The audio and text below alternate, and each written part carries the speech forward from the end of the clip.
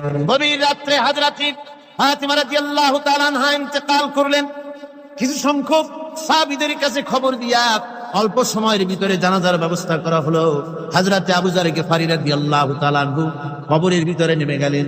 কবরের ভিতরে নেমে গিয়া হযরত আবু যর বলেন, রে কবর, তোর ভিতরে আজকে কাকে রাখবো, তুই কি তা জানিস নাকি? কোনো জবাব আসে না। হযরত আবু যর বলেন, কবর রে, তোর ভিতরে আজকে যাকে রাখবো তিনি হতেছেন হযরত ইমাম হাসান হোসেনের মা।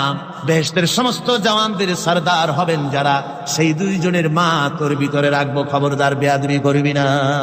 কোনো জবাব না পেয়ে হযরত আবু যর বলেন, ওগো কবরের মাটি, তোর ভিতরে কাকে রাখবো কি জানিস?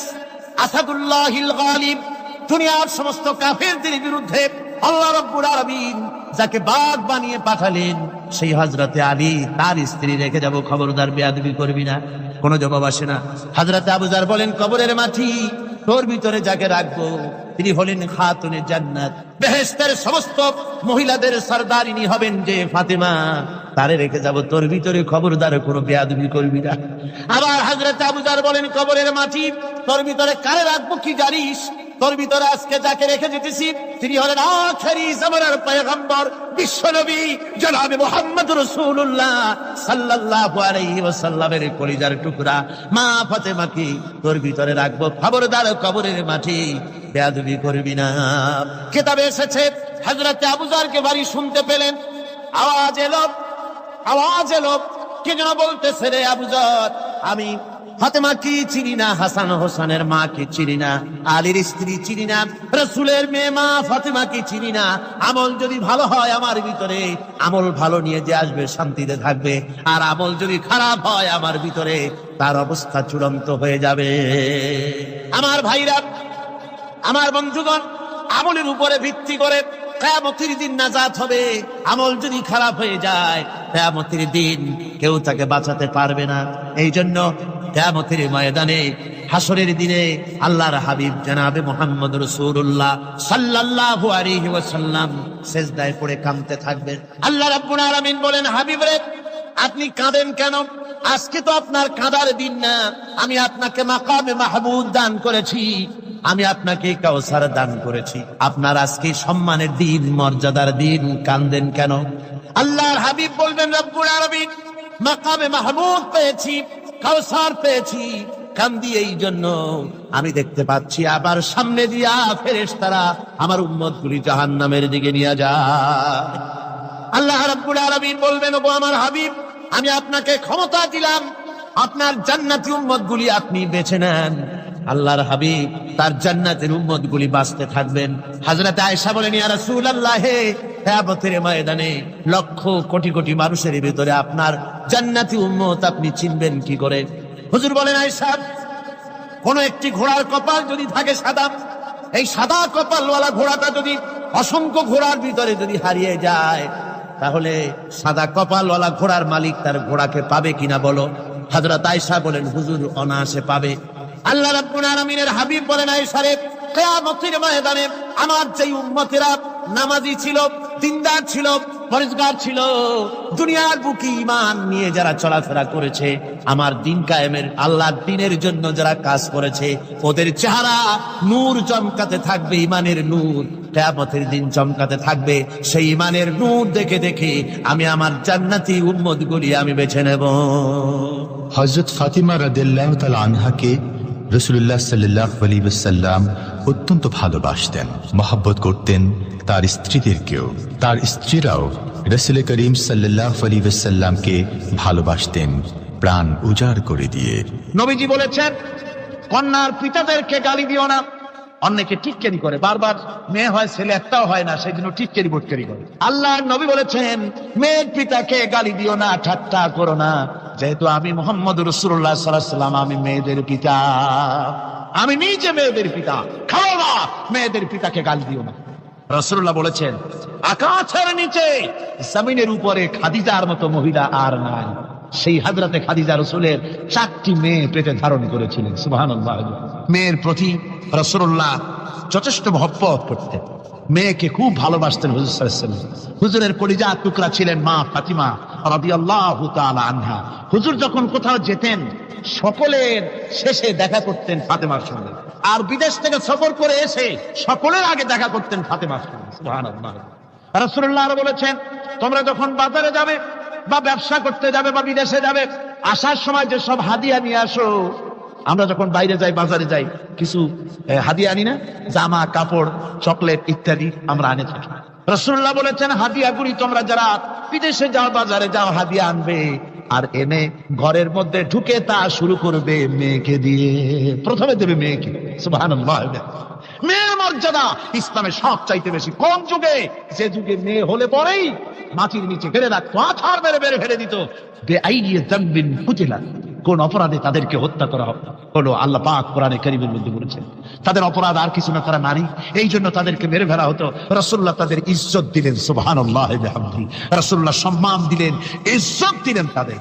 কন্যা হিসাবে নারীর এই মর্যাদা। ফাতেমাকে রাসূল এত ভালোবাসতেন, ইন্তেকালের সময় হযরত ফাতেমা কাঁদতে কাঁদতে বেহুশ হয়ে যাওয়ার উপক্রম হয়ে রাসূলুল্লাহ হযরত ফাতেমাকে ইশারা দিলেন। হযরত ফাতেমা তার কান নিয়ে রাসূলুল্লাহর মুখের কাছে লাগাই দিলেন। আল্লাহর নবী কি যেন বললেন কানে কানে, হযরত ফাতেমার কান্না বন্ধ হয়ে গেল। হযরত আয়েশা বলেন, মা রাসূলুল্লাহ তোমার কানে কানে কি বললো আর তোমার কান্না বন্ধ হয়ে গেল? হযরত ফাতেমা বলেন, ইয়া আম্মা জান, আমার আব্বা আমার কানে কানে বললো, মা ফাতেমা তুই কাঁদিস না, তোর কান্না আমার বরদাস্ত হয় না, তোমাকে কাঁদতে হবে না।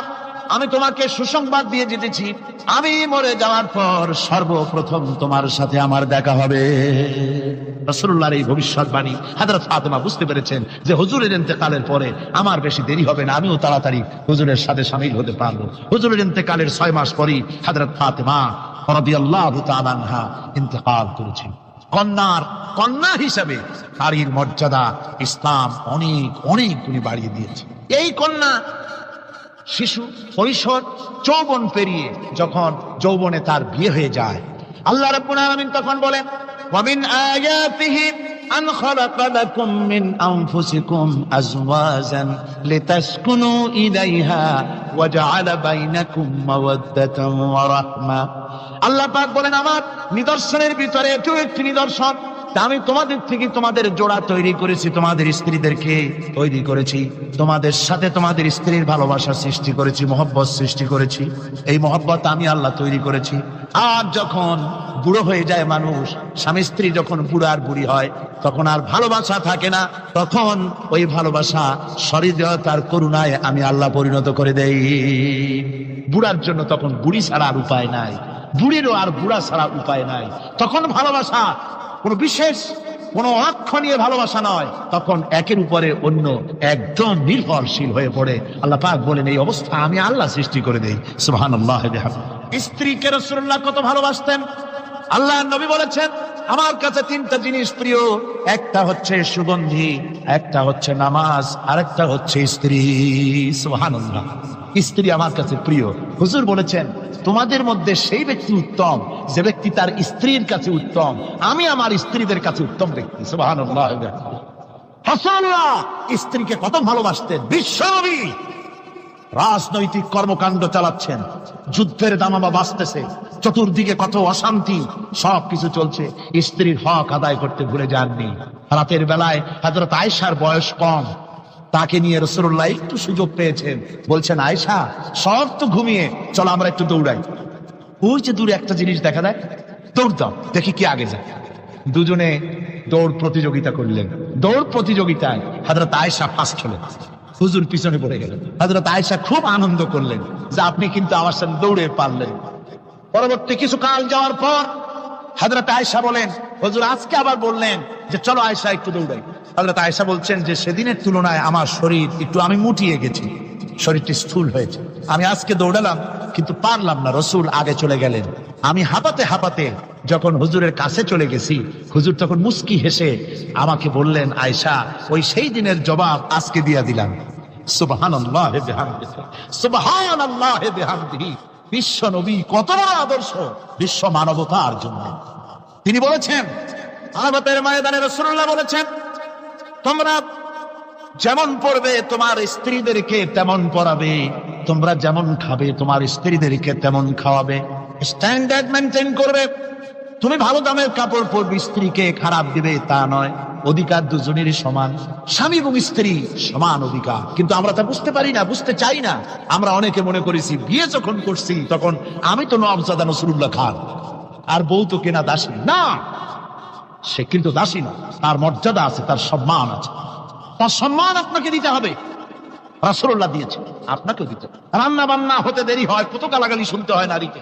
আল্লাহর নবীর স্ত্রী হযরত আয়েশা বলেছেন, আল্লাহর নবী কাজ করে, মানুষের সঙ্গে কথা বলে, রাষ্ট্রীয় দায়িত্ব পালন করে ঘরের ভিতরে এসে যখন দেখেছেন রান্না হতে দেরি আছে, রাসূলুল্লাহ বিরক্ত হন নাই, ভুরু কুঞ্চিত করেন নাই, চোখ মোটা করেন নাই, আমাকে কোনো কথা শোনার নাই, বরং আমার কাছে বসে রান্নায় আমাকে সহযোগিতা করেছেন। সুবহানাল্লাহ বিহামদি। এই হলো আল্লাহর রাসূল, এই হলো বিশ্ব নবী। স্ত্রীর সঙ্গে কি মহব্বত! সুবহানাল্লাহ। হুজুর মহব্বত করতেন স্ত্রীদেরকে। রাসূলুল্লাহর ঘরে দৌলত ছিল না, কিন্তু মহব্বত দিয়ে ভরা ছিল ঘরটা। হুজুরের ঘরে ফ্রিজ নাই, এসি নাই, হুজুরের ঘরে কার্পেট নাই, হুজুরের ঘরের মধ্যে জাজিম নাই, তোশক নাই, বড় বড় কম্বল নাই, আরামের কোনো জিনিস নাই, মডার্ন ইকুইপমেন্টস কিচ্ছু নাই, দৌলত নাই, কিন্তু মহব্বত দিয়ে ঘরটা ভরা। হযরত আয়েশা বলেছেন, আমি পানি পান করে গ্লাস রেখে দিতাম, আল্লাহর নবী তখন গ্লাসের সেই জায়গায় ঠোঁট লাগাতেন যেখানে আমি ঠোঁট লাগাইয়া পানি পান করেছি। আমি গোশত চিবোতাম, রাসূলুল্লাহ আমার হাত থেকে গোশত টুকরা নিয়া সেই জায়গায় চিবোতেন যেখানে আমি চিবোয়েছি। সুবহানাল্লাহ। আমার ভাইরা, রাসূল তার স্ত্রীদেরকে মহব্বত করতেন, স্ত্রীরাও রাসূলকে মহব্বত করতেন দারুণ ভাবে। একবার হযরত আয়েশা সিদ্দিকা রাদিয়াল্লাহু তাআলা আনহা হুজুরকে গোসল করাতে ছিলেন, মাথার উপরে পানি ঢালতেছেন, হুজুর একটা চকির উপরে বা একটা তক্তার উপরে বসা আছে। গোসলের পানির ভিতরে রাসূলুল্লাহ দেখতে পেলেন রক্তের মতো কি যেন প্রবাহিত হয়ে যাচ্ছে। হুজুর জিজ্ঞেস করেন, আয়েশা রে, পানির ভিতরে রক্তের মতো কি দেখা যায়? হযরত আয়েশা বলেন, হুজুর আপনি যখন বসেছিলেন অসতর্ক মুহূর্তে তক্তার নিচে আমার একটা আঙ্গুল পড়েছিল পায়ে, আঙ্গুলটা ফেটে বোধহয় রক্ত বেরোতেছে। রাসূলুল্লাহ তাড়াতাড়ি করে উঠলেন আর ওই আঙ্গুলকে ব্যান্ডেজ করে দিলেন। রাসূলুল্লাহ বললেন, আয়েশা রে, আঙ্গুল ফেটে গেছে, একটু আহাহু পর্যন্ত করলে না, এতক্ষণ তুমি কষ্ট করলে কেন? হযরত আয়েশা বলেন, ইয়া রাসূলুল্লাহ, ওটা তো একটা পায়ের আঙ্গুল। আয়েশার কলিজাটা ফেটে যদি রক্ত বেরোতো রাসূলুল্লাহকে উঠতে বলতে আমি পারতাম না। কি মহব্বত রাসূলের সাথে! হযরত আয়েশা বলেন, রাসূল সাল্লাল্লাহু আলাইহি ওয়াসাল্লাম স্ত্রীদেরকে এত ভালোবাসতেন।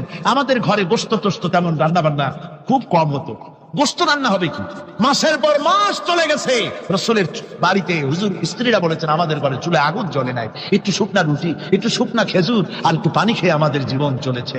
এরকমের অবস্থা হয়েছে। তারপরে এই অবস্থা চলেছে, এর মধ্যে যদি কখনো একটু গোশত আসছে, হুজুর যখন ছাগল দুম্বা জবাও করেছে, এই দুম্বার গোশত নিয়ে, ছাগলের গোশত নিয়ে রাসূলুল্লাহ নিজে বেরোতেন।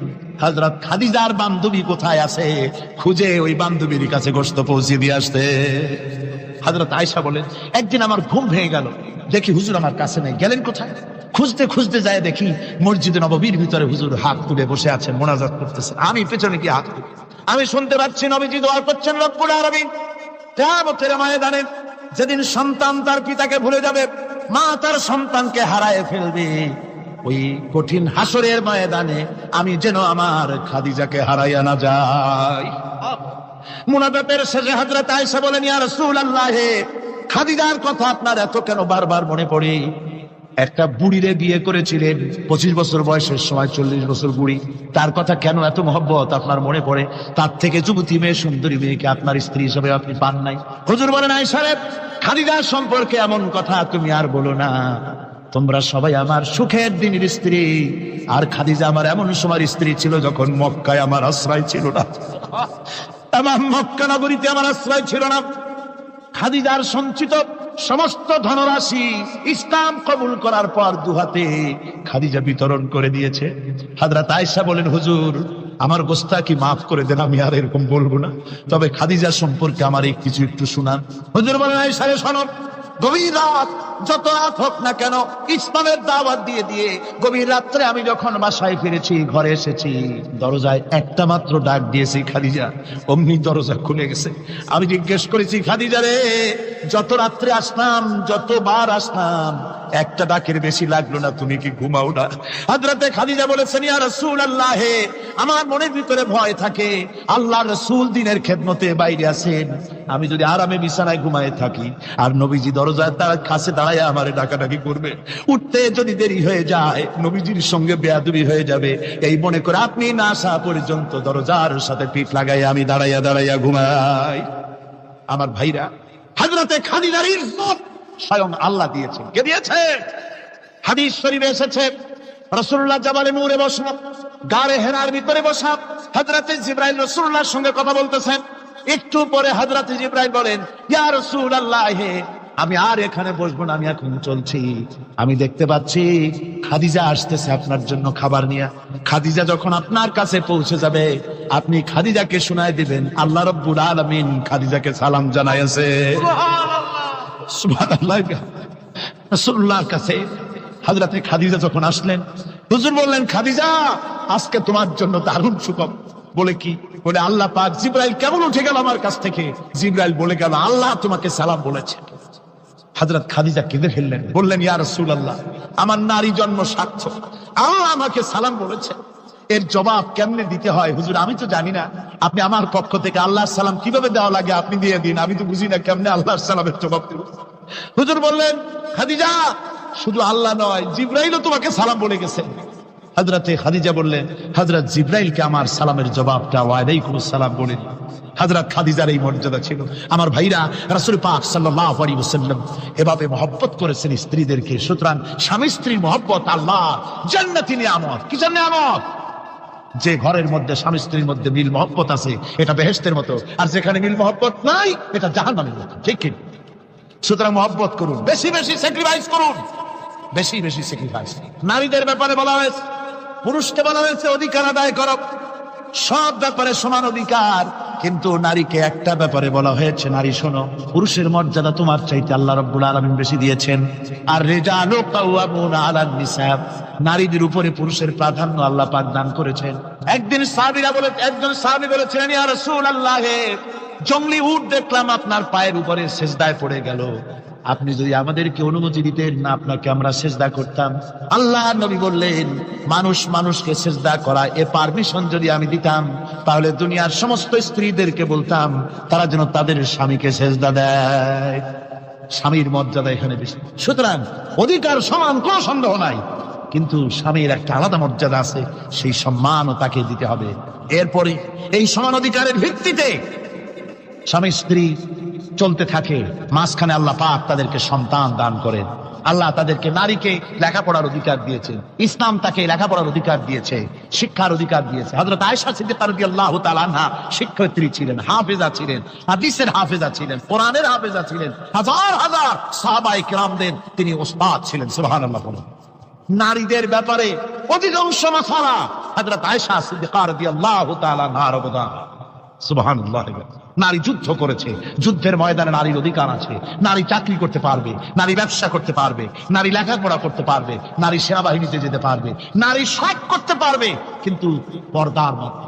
জনৈক সাহাবী ইসলাম গ্রহণ করার পরও রাসূলুল্লাহ সাল্লাল্লাহু আলাইহি ওয়াসাল্লামের কাছে অনুশোচনা করছিলেন তার কন্যা সন্তান নিজ হাতে হত্যা করার জন্য। আমাদের প্রিয় নবী এই কথা শুনে কেঁদে ফেললেন। একটা লোক গিয়ে কাঁদতেছিল মুসলমান হওয়ার পরও। হুজুর কয়, কান্দো কেন? কই যে আমার গুনাহ কি মাফ হয়েছে? হুজুর বলেন, হ্যাঁ মাফ হয়ে গেছে, কলেমা পড়ছো, মাফ হয়ে গেছে। কয়, হুজুর আমি তো মারাত্মক গুনাহ করছি। বলে কি? বলে আমার একটা মেয়ে, সেই মেয়েটাকে নিয়ে আমি, ঘটনা লম্বা, আমি সংক্ষেপে বলতেছি, মেয়েটাকে ফাঁকি দিয়া তাহলে আমি মারবো, বুঝতে দেই নাই আমার বউরে। বললাম চলো বেড়াইতে যাই, মেয়েটা আমার সাথে সাজাই দিয়েছে, তার মা বেড়াতে নিয়ে যাবো এইটা কথা মনে করে। মেয়েটা কদ্দূর যায়, আবার আব্বা আব্বা বলে আমার দিকে ফিরে আসে, আবার পিছনে থাকে, আবার আব্বা আব্বা বলে জড়ায় ধরে। এইভাবে করতে করতে যখন নির্জন এলাকায় গেলাম, আমি পাহাড়ের পাশে গর্ত খোঁড়া আরম্ভ করলাম। গর্ত খুঁজি আর মাটি ছিটে এসে আমার দাড়িতে লাগে। বাচ্চা মেয়েটা আমার কাছে এসে দাড়ি দিয়ে ধুল ছাড়ায় দেয়, কয় আব্বা তোমার দাড়িতে ধুল লাগতেছে, তুমি এই কষ্ট করতেছো কেন? মেয়ে তো বোঝে না যে আমি তার জন্য কবর খুঁজতেছি। কবরটা খোঁড়া হয়ে যাওয়ার পর মেয়েটারে বান্ধা শুরু করলাম। মেয়ে এখন কাঁদতেছে, বাবা আমার বান্ধব কেন? আমি তারে বাইধা জোরে ওর মধ্যে নিক্ষেপ করে দিলাম। মেয়েটা গর্তের মধ্যে বসে চিৎকার করে বলছে, আব্বা তুমি আমারে বাঁচতে দাও, আমি তোমার বাপ বলে সমাজে হ্যাঁ করবো না, আমি ভিক্ষা করে খাবো, আমার বাইরু না। লোকটি বলছি, ইয়া রাসূলুল্লাহ, আমার মনে দরদ আসলো না। আমি একটা পাথর উঁচু করে আমার মেয়ের বুক লক্ষ্য করে জোরে মেরে দিলাম। বুকটা ফেটে রক্ত ফিনকি দিয়ে উঠলো। আমার মেয়ের বুক থেকে আওয়াজ বেরোলো, আমার কালে যেন এখনো সেই আওয়াজ বাজে। হাদিস শরীফে এসেছে, হুজুরের চোখের পানি দাড়ি ভিজে ভিজে জামার উপরে পড়তেছিল। হুজুর বললেন, আহারে, মানুষও পারে এরকম কাম করতে। পৃথিবীতে নারীর যখন কোনো সম্মান ছিল না, মর্যাদা ছিল না, সেই সময় আমার রাসূল, আমার বিশ্বনবী নারীদেরকে সম্মানের হাত ধরে গর্তের ভিতর থেকে উঠাইয়া রানীর সিংহাসনে বসায় দিলেন। সুবহানাল্লাহ, মায়ের মর্যাদা দিয়ে দিলেন। সুবহানাল্লাহ, নারীরা আমাদের মায়ের জাত। নারীরা আমার কি এর জাত? মায়ের জাত। আমার মা বোনেরা, তোমাদের সম্মান কত তোমরা জানো না। আমরা পুরুষ, আমাদের পায়ের তলে জুতা, আর তোমরা আমাদের মায়ের জাত। তোমরা নারী, তোমাদের পায়ের তলে আল্লাহর জান্নাত, আল্লাহর বেহেশতটা তোমাদের পায়ের তলে। এই সম্মান আল্লাহ তোমাদের দিয়েছে, নবী দিয়েছে। সুবহানাল্লাহ কর ভাইরা আমার, অধিকার ইসলাম দিয়েছে। বিবাহ যখন হয়, এই বিবাহের সময় এজেন্ট আনতে হয়। আর বিবাহ হচ্ছে বিবাহ বৈঠক। এজেন্ট আনার জন্য ওই যে কি জানি কয়, ম্যারেজ রেজিস্ট্রার বা মৌলবি সাহেব, কার অনুমতি আগে না? বলেন কার অনুমতি? তাহলে অধিকার ইসলাম পুরুষে দিল না মেয়ে লোকের দিল? আগে মেয়ে লোকের কাছে যাও, মেয়েটাকে জিজ্ঞেস করো সেই বিবাহে রাজি আছে কিনা। সুবহানাল্লাহ পড়ে, এই বিবাহে রাজি আছে কিনা জিজ্ঞেস করো, তার অধিকারই বেশি। এরপরে এই বিবাহে করার ব্যাপারে কত বৈষম্য। আজ বিবাহ করতে গেলে যৌতুকের প্রথা এসেছে। রাসূলুল্লাহ যৌতুক দিয়েছিলেন, ওটা যৌতুক না, ওটা উপহার, ওটা হাদিয়া। রাসূলুল্লাহ তোহফা দিয়েছিলেন হুজুরের জামাই। সুবহানাল্লাহ, কি জামাই! এক জামাই তো জিন্নুর আইন, যাকে ফেরেশতারা পর্যন্ত লজ্জা করতো যারে দেখে, হযরত উসমান রাদিয়াল্লাহু তাআলা আনহু। আরেকজন হযরত আলী কাররামাল্লাহু ওয়াজহাহু। হযরত আলী, যার সম্পর্কে রাসূল পাক সাল্লাল্লাহু আলাইহি ওয়াসাল্লাম যাকে কত সম্মান দিয়েছেন, কত মর্যাদা দিয়েছেন, এই হলো হযরত আলী, হুজুরের জামাই। আনা মদিনাতুল ইলম ওয়া আলিউম বাবুহা, আমি হলাম জ্ঞানের রাজ্য, আর আলী হলো সেই রাজ্যে প্রবেশের দরজা। সুবহানাল্লাহ ভাইরা, এই হলো জামাই। আর মেয়ে খাতুনের জান্নাত, বিনতে রাসূল, বেহেশতের সমস্ত রমণীদের সরদারিনী মা ফাতিমাতুজ জাহরা রাদিয়াল্লাহু তাআলা আনহা। কি উপহার দিলেন বিয়েতে রাসূল! এই মেয়ে আর এই জামাই। উপহার হলো খেজুরের ছোবড়ার একটা তোষক, পানি উঠাবার জন্য একটা মশক, আর আটা পেশা একটা জাত। এই হলো নবীর মেয়ে আর জামাইয়ের জন্য। রাসূলুল্লাহ সাল্লাল্লাহু আলাইহি ওয়াসাল্লামের স্ত্রী মা উম্মে হাবিবা আমাদের প্রিয় নবীর সম্মানের প্রতি ছিলেন খুবই যত্নশীল। তার পিতা তখন ইসলাম গ্রহণ করেননি। এমন অবস্থায় পিতা ঘরে প্রবেশ করলে রাসূলুল্লাহ সাল্লাল্লাহু আলাইহি ওয়াসাল্লামের স্ত্রী তার পিতার সাথে যে আচরণ করেছিলেন, এখন আমরা শুনব সে কাহিনী। আবার স্ত্রীরা রাসূলের প্রতি কি ভালোবাসা দেখেছেন। হযরত উম্মে হাবিবা রাদিয়াল্লাহু তাআলা আনহা, আমাদের মা আবু সুফিয়ান রাদিয়াল্লাহু তাআলা আনহু, তার মেয়ে। তার কাছে আবু সুফিয়ান তখনও কাফের। সেই কুফরি হালতে মেয়ের ঘরে গিয়েছেন। যাওয়ার পরে হযরত উম্মে হাবিবা বাপ যখন বসতে গিয়েছেন, তখন উম্মে হাবিবা বলছেন যে আব্বা একটু দাঁড়ান। এই অবস্থায় দাঁড়াতে বলে বিছানাটা উল্টায়া দিয়া তারপরে বললেন যে বসেন। বাপ মনে খুব দুঃখ পেলেন। আবু সুফিয়ান বললেন, মা উম্মে হাবিবা, আমি তোমার পিতা, ভালো একটা বিছানা থাকলে তাই বিছায় দেওয়া উচিত ছিল, আর তুমি বিছানাটা উঠাইয়া তারপরে আমার খালি জায়গায় বসতে বললা, আমি তোমার ব্যবহারে আহত হলাম। হযরত উম্মে হাবিবা বলেন, আব্বা জান, নিশ্চয়ই আপনি আমার আব্বা, শ্রদ্ধেয় পিতা, কোনো সন্দেহ এতে নাই, কিন্তু আপনি একজন কাফের। আল্লাহর রাসূল যে বিছানায় বসেন, সেই বিছানা আমি একটা কাফেরকে বসতে দিতে পারি না। আমরা যখন মরে যাব, আমাদের হাড্ডি গুড্ডি যখন মাটির সাথে একেবারে মিশে যাবে, তখন কি আমরা নতুন ভাবে আবার আমরা পুনরুত্থিত হব? আমাদের কি আবার চিন্তা করা হবে? আল্লাহ রাব্বুল আলামিন বলেন, কুল কুনু হিজারাতান আও হাদিদা। ও নবী, শুনিয়ে দেন, তোমরা যদি মরে গিয়া মাটির সাথে মিশে গিয়া যদি পাথরও হয়ে যাও, আর যদি তোমরা লোহাও হয়ে যাও, তারপরেও আল্লাহ রব্বুল আলামিন তোমাদেরকে জিন্দা করবেন, আবার তোমাদের উঠাবেন। ওরা বলে যে আচ্ছা বুঝলাম, কে উঠাবে আমাদের, কেমনে উঠাবে? আল্লাহ পাক বলেন, ফাসায়াকুলুনা মান ইউঈদুনা। ওরা বলে আমাদেরকে কে উঠাবে, আমাদেরকে কে জিন্দা করবে? আল্লাহ পাক জবাবে বলেন, কুলিল্লাযী ফাতারাকুম আউওয়ালা মাররা। যিনি তোমাদেরকে প্রথম সৃষ্টি করেছেন, তিনি আবার তোমাদেরকে জিন্দা করবেন। আল্লাহ পাক সুন্দর করে বোঝাচ্ছেন। এই সব কথা শোনার পরে فَسَيُنْغِضُونَ إِلَيْكَ رُؤُوسَهُمْ وَيَقُولُونَ مَتَى هُوَ। এসব কথা শোনার পরে আল্লাহ বলেন, ওই কাফেরেরা মাথা ঝুলায় ঝুলায় বলে, আচ্ছা তা বুঝলাম। আল্লাহ বলেন, ওরা মাথা ঝুলায় আর বলে, আচ্ছা বুঝলাম, তবে কবে সেই কিয়ামত অনুষ্ঠিত হবে? আল্লাহ বলেন, নবী শোনায় দাও, কুল আসা আন ইয়াকুনা করিবা। বেশি দেরি নাই, হতে পারে খুবই তাড়াতাড়ি। কি বলা যায়, সে সময়টা অতি নিকটবর্তী হয়ে যেতে পারে, খুবই নিকটবর্তী সে সময়, সেটা বেশি দেরি হওয়ার কথা নয়। আল্লাহ পাক এবার মানুষকে যুক্তি দিয়ে বুঝাচ্ছেন। কোরআনে কারীম মানতে মানুষ অস্বীকার করলে আল্লাহ ডান্ডার ব্যবস্থা করেন নাই। নবীজিকে বলেছেন, ইন্নামা আনতা মুযাক্কিরুন লাস্তা আলাইহিম বিমুসাইতির। ও নবী, আপনি একজন উপদেশক, উপদেশ দিয়ে যান। আপনাকে দারোগা করে বানাই নাই লাঠি চার্জ করার জন্য, পিটায়া মানুষ হেদায়েত করার দরকার নাই। মানুষকে বুঝান, যুক্তি দিয়া বুঝান। আল্লাহ নিজে যুক্তি দিচ্ছেন। আনতুম আশাদ্দু খালকান আমিস সামাউ বানাহা। ওই কাফেরেরা, তোমরা যারা পরকালকে অস্বীকার করো, তোমাদেরকে উঠাইতে পারবো না যারা তোমরা বলছো, তোমাদেরকে সৃষ্টি করা কঠিন না ওই বিশাল আকাশটাকে সৃষ্টি করা কঠিন? ওই বিশাল আকাশটাই তো আমি আল্লাহ সৃষ্টি করেছি, জোরে কোন সুবহানাল্লাহ। তত বড় আকাশটারে যিনি বানাইতে পারলেন, সে কথা বুঝি তোমাকে তৈরি করতে পারবে না? আল্লাহ পাক বলছেন, ফানজুর ইলা আসারি রাহমাতিল্লাহি কাইফা ইউহিল আরদা বা'দা মাউতিহা। লক্ষ্য করে দেখো, এই পৃথিবীর মাটিকে আল্লাহ কিভাবে জিন্দা করেন, মুর্দা মাটি। এই মাটি চৈত্র বৈশাখ মাসে প্রখর রোদে মাটি ফেটে চৌচির হয়ে যায়। এই ফেটে যাওয়া চৌচির মাটিতে আল্লাহ পাক বৃষ্টির পানি দিয়ে এই মাটিকে, এই মৃত্যু মাটিকে আল্লাহ পাক যেভাবে জিন্দা করেন, ইন্না যালিকা লামুহিল মাউতা ওয়া হুয়া আলা কুল্লি শাইইন কাদির। সে আল্লাহ পাক তোমরা মরলে পরে আবার এভাবে জিন্দা করতে পারবেন, জোরে কোন সুবহানাল্লাহ।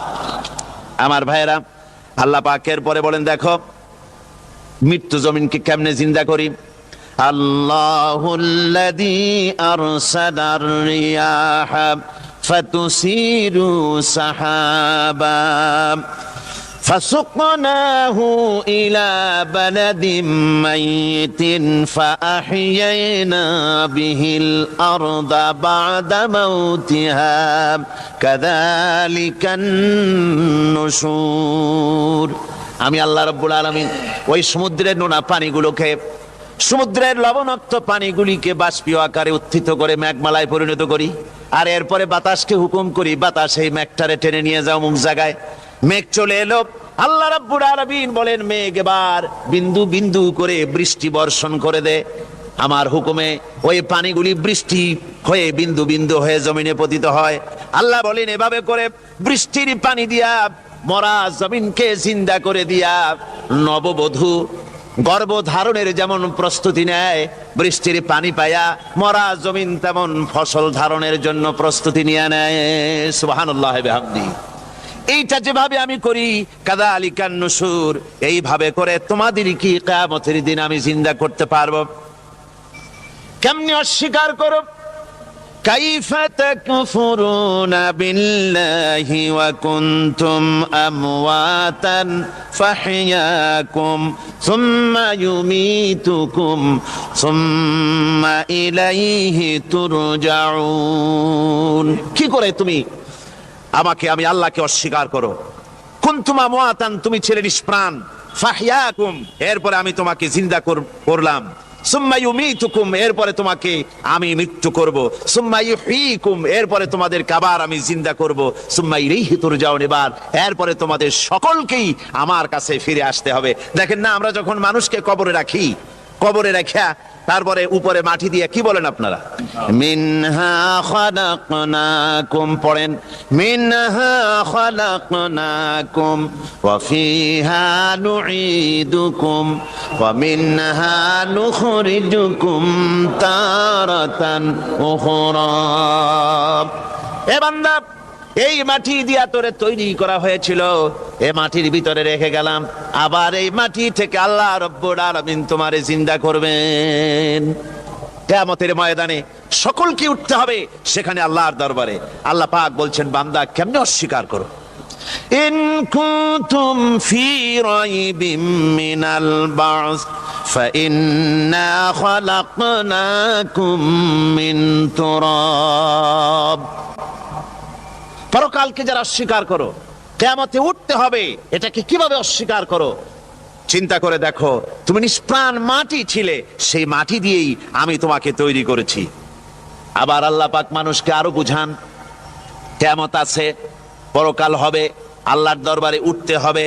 আলাম ইয়াকুন নুতফাতাম মিন মানিয়্যিন ইউমনা, তুমি কি মাতৃগর্ভে নিক্ষিপ্ত এক ফোঁটা পানি ছিলে না? সুম্মা কানা আলাকাতান ফাখালাকা ফাসাওয়া, এরপরে তোমাকে মাংসপিণ্ডে, জমাট রক্তে মাংসপিণ্ডে পরিণত করা হলো, এরপরে তোমাকে সুন্দর করে তোমাকে সুগঠিত করা হলো। ফাজআলা মিনহু যাওজাইনি যাকারা ওয়াল উনসা, এরপরে মাতৃগর্ভের ভিতরে আমি এটাকে পুরুষ বানালাম, কন্যা সন্তান অথবা পুত্র সন্তানে পরিণত করলাম। এইটা যে পেরেছে, যিনি পেরেছেন, আলাইসা যালিকা বিকাদিরিন আলা আইয়ুহিয়াল মাউতা, সে আল্লাহর পক্ষে কি সম্ভব নয় যে তোমার মৃত্যুর উপরে তিনি আবার জিন্দা করতে পারবেন? কি বলেন সম্ভব না?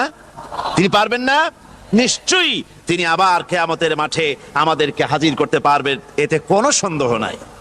আল্লাহ পাক সেই জন্য এখানে বলতেছেন যে ওরা বাল কাযযাবু বিসসাম, ওরা আসলেই পরে কালকে অস্বীকার করেছে। আপনি যে নবী, এতে কোনো সন্দেহ নাই। আপনি খানা খান, আপনি বাজারে যান, এটাই মূল আপত্তির বিষয় না। মূল কথা হলো তারা পরকালকে অস্বীকার করেছে। আল্লাহ পাক বলেন, ওয়া আন্নাস সাআতা আতিয়াতুন লা রাইবা ফিহা, অবশ্যই সে সময় আসবে, সে কিয়ামত আসবেই, এতে কোনো সন্দেহ নাই। ওয়া আন্নাল্লাহা ইয়াবআসু মান ফিল কুবুর, আর আল্লাহ পাক তিনি কবরের মধ্যে অন্তর্হিত যা কিছু আছে সবাইকে কিয়ামতের দিন আল্লাহ পাক ময়দানে উঠাবেন। কিয়ামতে আল্লাহর দরবারে সকলকে হাজির হতে হবে। আমার বন্ধুগণ, আল্লাহ পাক বলেন, ওয়ালাকাদ খালাকনাল ইনসানা মিন সুলালাতিন মিন তিন, লক্ষ্য করো, তুমি ছিলে মাটির নির্যাস থেকে তোমাকে তৈরি করা হয়েছে। শুধু মাটির নির্যাস থেকে তোমাকে কোনো মডেল ছাড়া, কোনো ধরনের আদর্শ ছাড়া, কোনো ধরনের নমুনা ছাড়া তোমাকে সৃষ্টি করা হলো। সুম্মা জাআলনাহু নুতফাতান ফি কারারিম মাকিন, এরপরে মাতৃগর্ভের একটা অত্যন্ত সুরক্ষিত জায়গায় তোমাকে সংরক্ষণ করা হয়েছিল। সুম্মা খালাকনান নুতফাতা আলাকাতান ফাখালাকনাল আলাকাতা মুদগা, রক্তপিণ্ডকে, নাপাক পানিকে জমাট রক্ত করেছি, জমাট রক্তকে আমি আবার গোশত পিণ্ডে পরিণত করেছি। ফাকাসাউনাল ইযামা লাহমা, এরপরে সুন্দর করে চামড়া দিয়া গোশত দিয়ে একটা আকৃতি তোমাকে দান করেছি। সুম্মা আনশানাহু খালকান আখারা ফাতাবারাকাল্লাহু আহসানুল খালিকিন, এরপরে সুন্দর একটা বিশেষ একটা আকৃতি দিয়ে তোমাকে আমি সুন্দর করে সুগঠিত করে তোমাকে তৈরি করেছি। সুম্মা ইন্নাকুম বাদা যালিকা লামাইতুন, এরপরে আমি আল্লাহ রাব্বুল আলামিন তোমাকে মৃত্যু দেব, অবশ্যই তোমাকে মৃত্যুবরণ করতে হবে। সুম্মা ইন্নাকুম ইয়াউমাল কিয়ামাতি তুবআসুন, এরপরে কিয়ামতের দিন আসবে, ওই বিশেষ মুহূর্ত আসবে, সেই নির্দিষ্ট সময় আসবে, ওই কিয়ামতের মাঠে আল্লাহর দরবারে তোমাদের সকলকে উঠতে হবে, কোনো সন্দেহ তাতে নাই। আল্লাহ পাক বলছেন وَأَعْتَدْنَا لِمَنْ كَذَّبَ بِالسَّاعَةِ سَعِيرًا, আমার এই পরকালকে, এই আখিরাতকে, কিয়ামতের দিনকে যারা অস্বীকার করবে, যারা মিথ্যা মনে করবে, আমি তাদেরকে জ্বলন্ত আগুনের শাস্তি তাদের জন্য রেখেছি। জোরে বলেন নাউজুবিল্লাহ। সেই কিয়ামত যে দিনটা আল্লাহ পাক মানুষের জন্য রেখেছেন, সেই কিয়ামতের অবস্থা বড়ই মারাত্মক। মানুষেরা তা জানে না। মানুষ যদি তা বুঝতে পারতো, জানতে পারতো, তাহলে মানুষেরা গুনাহের কাজ করতে পারতো না। আপনারা কি চিন্তা করেন, ওই যে কাফেরগুলি মক্কার জীবনে, রাসূল পাক সাল্লাল্লাহু আলাইহি ওয়াসাল্লামের মক্কি জিন্দেগিতে যে সমস্ত মানুষগুলি চুরি করতো, ডাকাতি করতো, জিনা করতো, বদমাশি করতো, মানুষ হত্যা করতো, এই লোকগুলি ফিরে আসলো কিসের কারণে? তাদেরকে এই আখিরাতের কথা বলা হয়েছে, এই পরকালের কথা বলা হয়েছে। কোরআন শরীফে আল্লাহ রাব্বুল আলামিন পরকালের কথা, মৃত্যুর কথা, কিয়ামতের কথা, হাসরের কথা, সিরাতের কথা, মিজানের কথা, মওতের কথা যত বলেছেন, জান্নাতের কথা যত জায়গায় যতগুলা বলেছেন, সবগুলি আয়াতে কারিমা যদি এক জায়গায় করা যায়, তাহলে পুরা কোরআন শরীফের 1/3 10 পারার সমান হবে। জোরে বলেন সুবহানাল্লাহ। যেহেতু পরকালের চিন্তা ছাড়া মানুষের জীবন পরিচ্ছন্ন হতে পারে না, সুন্দর হতে পারে না, অপরাধ মুক্ত হতে পারে না। আল্লাহ পাক বলেন সেই দিনটি বড়ই ভয়ানক, বিপজ্জনক। ওই দিনটির ব্যাপারে আল্লাহ পাক তার বান্দাদেরকে সতর্ক করে দিয়েছেন, বান্দারা সতর্ক হয়ে যাও, এইভাবে দিন যাবে না, কিয়ামত আসবে। আর ওই কিয়ামত এত মারাত্মক হবে, আল্লাহ সতর্ক করছেন বান্দাদেরকে, ইয়া আইয়ুহান নাসুত্তাকু রাব্বাকুম ইন্না যালজালাতাস সাআতি শাইউন আযীম। হে মানব সকল, আত্মরক্ষা করো খোদার গজব থেকে, আল্লাহর গজব থেকে আত্মরক্ষা করো। ইন্না যালজালাতাস সাআতি শাইউন আযীম, সেই কিয়ামতের সেই কম্পন খুবই মারাত্মক, খুবই ভয়াবহ কম্পন সৃষ্টি হবে সেদিন। ইয়াউমা তারাউনাহা তাযহালু কুল্লু মুরদিআতিন আম্মা আরদাআত, সেদিন দেখতে পাবে স্তন্যদায়িনী মা, যে মা তার সন্তানকে দুধ দেয়, ওই মাও তার দুধের বাচ্চার কথা ভুলে যাবে, মনে থাকবে না। আল্লাহ রাব্বুল আলামিন বলেন وَتَضَعُ كُلُّ ذَاتٍ حَمْلٍ حَمْلَهَا, গর্ভধারিণী মেয়ে লোক তাদের গর্ভ খসে পড়বে। وَتَرَى النَّاسَ سُكَارَى, মানুষ দেখতে পাবে, মানুষগুলো উদ্ভ্রান্ত হয়ে পাগলের মতো ছুটাছুটি করছে। আল্লাহ বলেন ওয়ামা হুম বিসুকারা, আসলে এরা নেশাগ্রস্ত নয়, আসলে পাগল হয় নাই। তো ছুটছে কেন? স্তন্যদায়িনী মা দুধের বাচ্চার কথা ভুলে গেছে। গর্ভধারিণী গর্ভবতী নারী, তার গর্ভ খসে পড়েছে, মানুষ পাগলের মতো দৌড়াচ্ছে। কারণ কি? পাগল তো হয় নাই। আল্লাহ বলেন আসল কারণ হলো ওয়ালাকিন্না আযাবাল্লাহি শাদীদ, আল্লাহর ভয়ঙ্কর আযাব।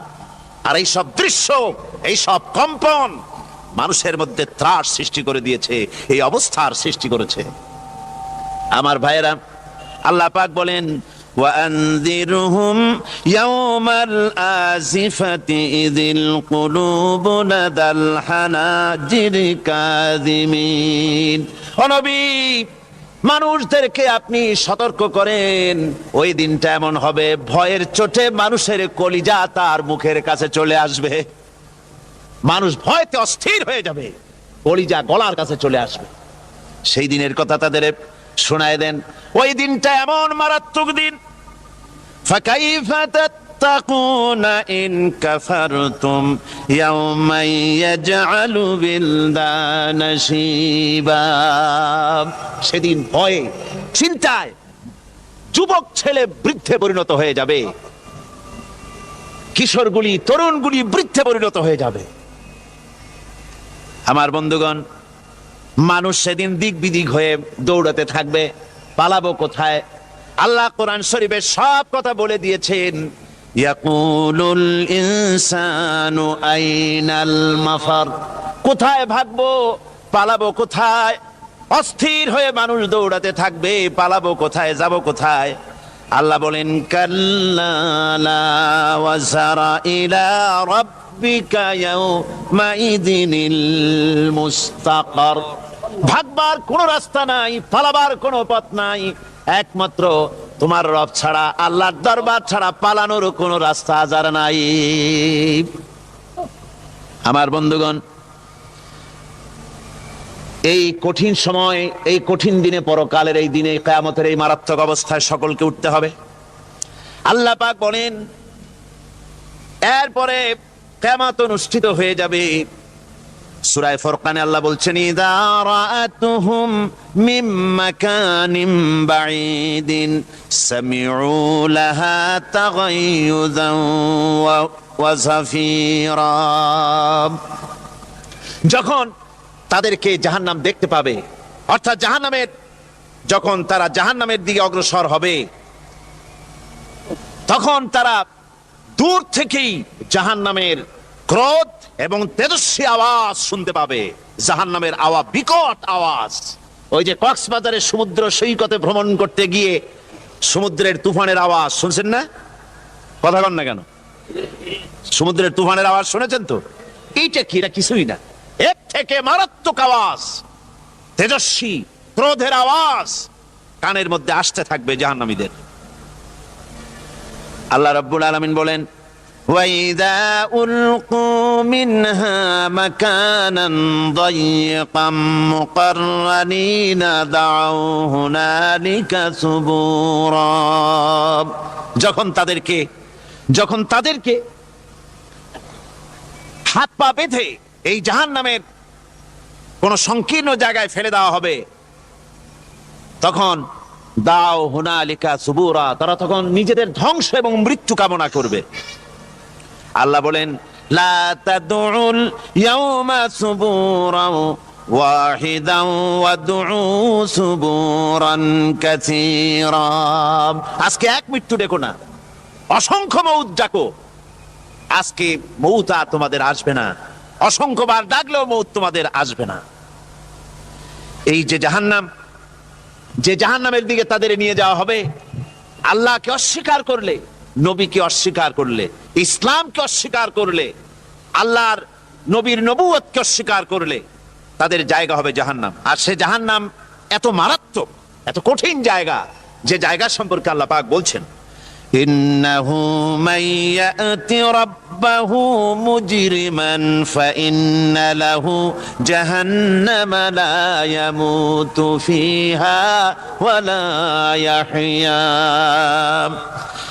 অপরাধী হয়ে যে লোক আল্লাহর দরবারে উপস্থিত হবে তার জন্য জাহান্নাম হবে, জাহান্নামে আল্লাহ দিবেন।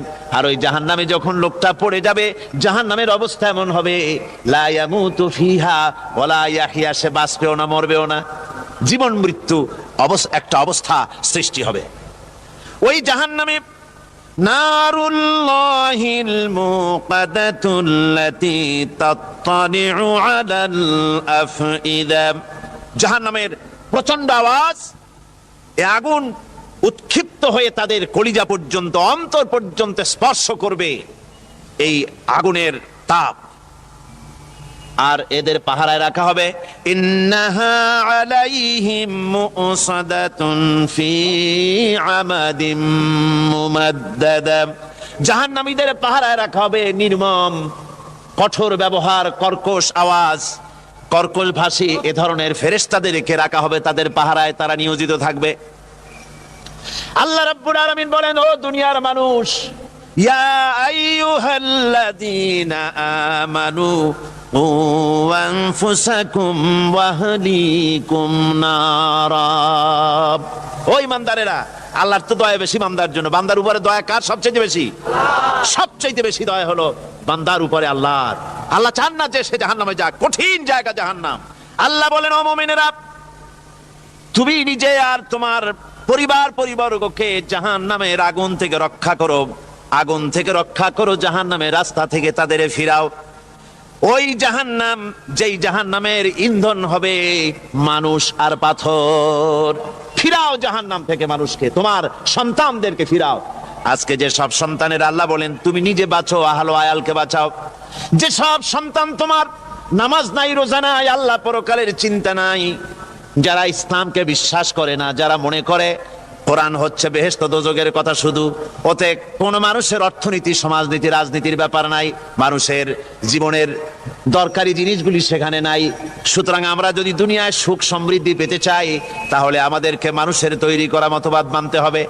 এইভাবে ছেলেরা যখন মানুষের তৈরিকার মতবাদের দিকে যখন দৌড়ায়, মা বাপ যদি তাদেরকে না ফিরায়, জাহান্নাম থেকে বাঁচাবার জন্য যদি চেষ্টা না করে, কিয়ামতের দিন ওই সন্তানেরা জাহান্নামে, যখন জাহান্নামের অর্ডার তাদের হয়ে যাবে, তারা বলবে, রব্বানা আরিনাল্লাযাইনি আদাল্লানা, হে আমার প্রভু, কে আমাদেরকে গোমরাহ করে দিল, মিনাল জিন্নি ওয়াল ইনসে, জিনের ভিতর থেকে, মানুষের ভিতর থেকে, আমাদের নেতারা, আমাদের মা বাপ, আমাদের মুরব্বী, কারা আমাদেরকে বিভ্রান্ত করলো, তোমার রাস্তা থেকে সরাই দিল, ওরা কই?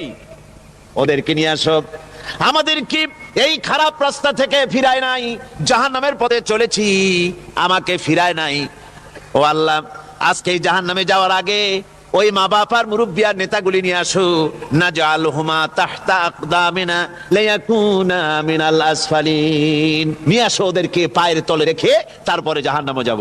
আমার ভাইরা, যে ছেলে আজকে মানুষের তৈরি করা মতবাদের আন্দোলন করছে, সেকুলারিজম করছে, সোশ্যালিজম করছে, ক্যাপিটালিজম করছে, তারপরে ন্যাশনালিজম করছে, হাজারো মতবাদের দিকে আকৃষ্ট হয়েছে আপনার ছেলে, আপনার স্ত্রী, আপনার বোন, আপনার ভাই, আপনি জেনে শুনে তাদেরকে ফিরাচ্ছেন না, আল্লাহ রাস্তায় আনতেছেন না। কিয়ামতের দিন ওরা পালাইতে যাবে, এবং ওদের এই অপরাধের কারণে, ফিরানোর কারণে, সহযোগিতা করার কারণে কিয়ামতের দিন অবস্থা করুণ হয়ে যাবে। এই জন্য আল্লাহ রাব্বুল আলামিন বলছেন, হে বিশ্বাসীরা, আমাকে তোমরা যারা বিশ্বাস করেছো, ঈমান এনেছো, নিজে বাঁচো আর নিজের আহলো আয়ালকে জাহান্নামের আগুন থেকে বাঁচাও। ওই জাহান্নাম আলাইহা মালাইকাতুন গিলাযুন শিদাদুন লা ইয়াসুনাল্লাহা মা আমারাহুম ওয়া ইয়াফআলুনা মা ইউমারুন। আল্লাহ রাব্বুল আলামিন বলেন, সেখানে অত্যন্ত কর্কশ, রূঢ় এবং নির্মম স্বভাবের এমন সব ফেরেশতা পরিচালক হিসেবে জাহান্নামে দেওয়া হবে, যারা আল্লাহর নির্দেশের বাইরে কোনো কাজ করে না, তারা সেই সব কাজই করে যে আল্লাহ তাদেরকে হুকুম করেন, তাদেরকে অনুরোধ করে, দরখাস্ত করে, কোন রকম তাদের কাছ থেকে কোনো কৃপা, কোনো করুণা, কোনো মহব্বত কিছুই পাওয়া যাবে না। অত্যন্ত কর্কশ, রূঢ় মেজাজের ফেরেশতা সেখানে পরিচালক হিসেবে দেওয়া হবে। আর ওই জাহান্নামীদেরকে, যারা জাহান্নামে যাবে কিয়ামতের দিন, فالذين كفروا قطعت لهم ثياب من نار, আগুন দিয়ে কেটে তাই দিয়ে পোশাক তৈরি করে দেওয়া হবে, আগুনের পোশাক পরিয়ে দেওয়া হবে। আগুনের পোশাক গায়ে পরিয়ে দেওয়ার পরে, কুল্লামা নাদিজাত জুনুদুহুম বাদদালনাহুম জুনুদান গায়রাহা, একবার চামড়া পুড়ে যাবে, জাহান্নামের আগুনে চামড়া পুড়ে গলে যাবে, আবার আল্লাহ রাব্বুল আলামিন নতুন করে চামড়া পরিয়ে দিবেন, যাতে করে শাস্তির তীব্রতা অনুভব করতে পারে। জোরে কোন নাউজুবিল্লাহ। আমার ভাইরা, জাহান্নামীরা ক্ষুধার যন্ত্রণায় তৃষ্ণার যন্ত্রণায় আকাশের দিকে তাকায় থাকবে, উপরের দিকে তাকায় থাকবে, বলবে আহারে যদি একটু বৃষ্টি হতো, মেঘ হতো। হঠাৎ করে দেখবে যে উপরে কালো মেঘ হয়ে গেছে, মনে করবে যে এবার বুঝি বৃষ্টি হবে, পানি পান করব। মেঘ তারা দেখতে পেল, মেঘের ভিতর থেকে অল্পক্ষণের ভিতরে গরম পানি পড়বে, এমন গরম পুজ, এমন গরম রক্ত পড়বে যেগুলি পান করলে পরে সঙ্গে সঙ্গে পেটের নাড়ি ভুঁড়ি আর কলিজা পিছনের দরজা দিয়ে সব বেরিয়ে যাবে। নাউজুবিল্লাহি মিন যালিক। আয় আল্লাহ, এই কঠিন অবস্থা থেকে তুমি আমাদেরকে হেফাজত করো। জোরে বলেন আমিন। সবাই বলেন আমিন। আমার ভাইয়েরা, তামসার ব্যাপার নয়। ও যুবক ভাইয়েরা, শিক্ষিত ভাইয়েরা, তামসা করার ব্যাপার না। দুনিয়ায় খেলতামাশা ফুর্তি করার জায়গা না। जगह जी लगाने के लिए ये दुनिया नहीं है, ये इबरत की जा है, तमाशा नहीं है। দুনিয়া উপদেশ গ্রহণ করার জায়গা, খেল তামাশা করার জায়গা না। এই পৃথিবীতে আল্লাহ রাব্বুল আলামিন বলেন, নাফরমানি করলে পরে জাহান্নামে যাবেই, জাহান্নামে যেতে হবে। ওই জাহান্নামীদেরকে কি খেতে দেওয়া হবে? আল্লাহ পাক বলছেন, শোনো, খেতে দেব কি? ফুটন্ত গরম পানি তাদেরকে পান করতে দেওয়া হবে। লাইসা লাহুম তুআমুন ইল্লা মিন দারি, কাঁটা যুক্ত ঘাস তাদেরকে খেতে দেওয়া হবে। লা ইউসমিনু ওয়ালা ইউগনি মিন জু, এই খাবারে তাদের শরীর পরিপুষ্ট হবে না, আর ক্ষুধাও নিবৃত্ত হবে না। আমার বন্ধুগণ, এমন কঠিন জাহান্নামের অবস্থা থেকে মাপ পাওয়ার জন্য ইমানের জোশ আসতে হবে, ইমানদার হতে হবে, আর নাফরমানিকে ছেড়ে দিতে হবে। জাহান্নামে যখন মানুষদেরকে নিয়ে যাওয়া হবে, জাহান্নামীদেরকে, ইযা উলকু ফিহা সামিউ লাহা শাহীকান ওয়া হিয়া তাফুর, যখনই খোদাদ্রোহীদেরকে জাহান্নামের দিকে নিয়ে যাওয়া হবে, আজ তো খুব মাতবাড়ি, কত ভক্ত আছে, তারপরে কত শক্তি, কত কিছু, কিন্তু আল্লাহর দরবারে যখন হাজির হবে, কোন শক্তি তখন কাজে লাগবে না, কোন শক্তি কাজে লাগবে না।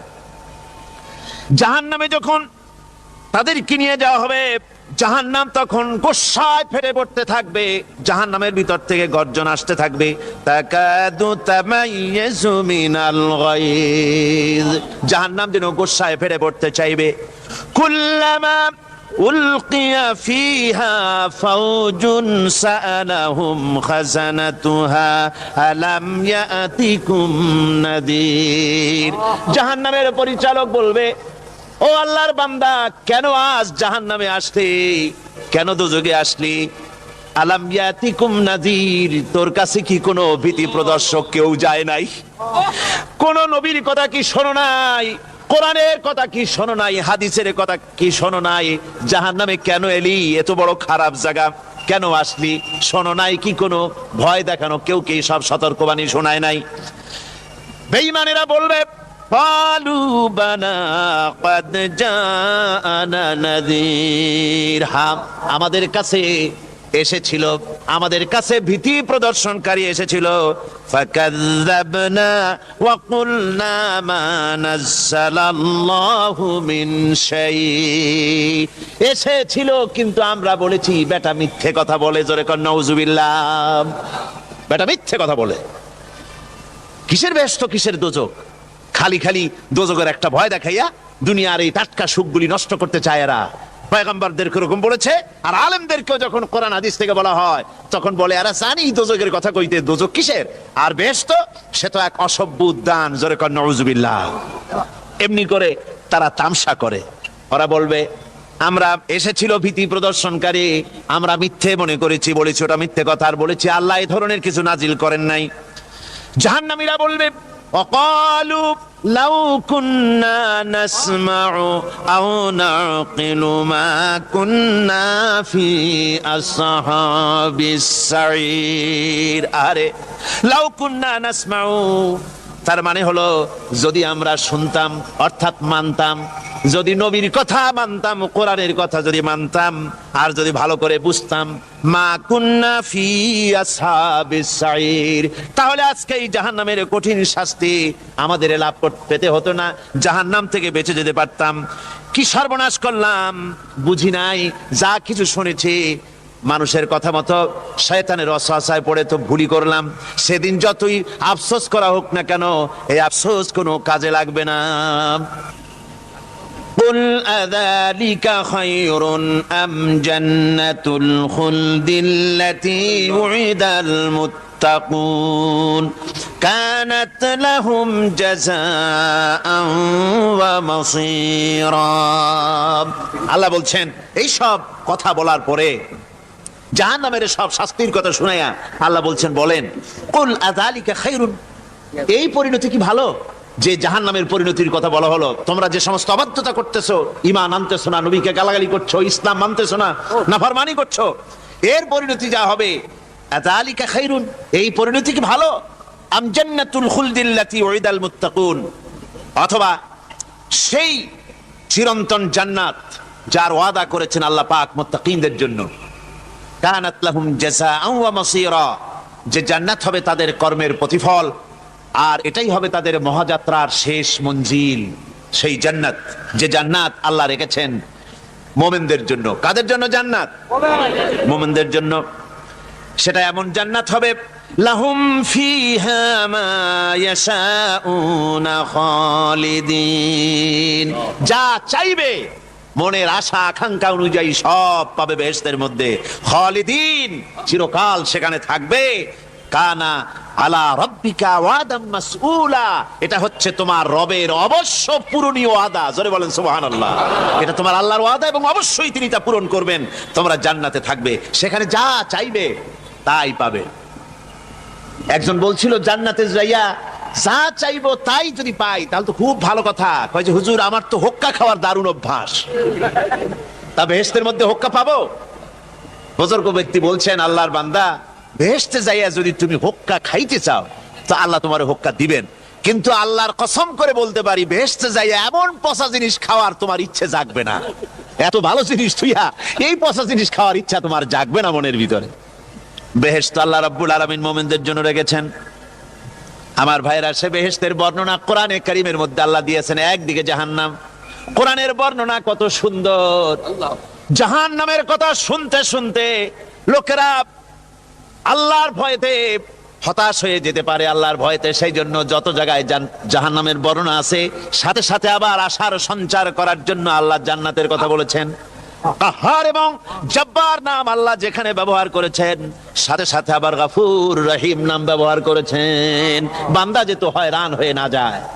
আমার ভাইরা, একদিকে জাহান্নামের এই কঠিন শাস্তির কথা, আবার অপরদিকে আল্লাহ বলেন, শোনো, এমন জান্নাত আমি রেখেছি, মাসানুল জান্নাতিল্লাতী উইদাল মুত্তাকুন, এমন বেহেশত মুত্তাকিনদের জন্য যার ওয়াদা করা হয়েছে, এমন বেহেশত সেটা, ফিহা আনহারুম মিন মাইন গায়রি আসিন, সেখানে এমন সুন্দর স্বচ্ছ পানির ঝর্ণাধারা, সুমিষ্ট পানির ঝর্ণাধারা রাখা হয়েছে।